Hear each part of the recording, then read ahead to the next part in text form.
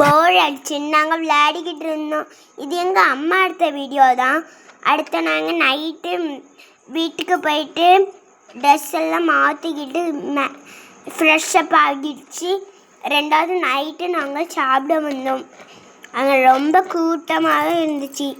ஜாலியாக சாப்பிட்டுக்கிட்டு எல்லாத்தையும் வேணிக்க பார்த்துக்கிட்டு ரெண்டாவது நாங்கள் நைட்டு ஃப்ரெஷ்ஷப் ஆகிட்டு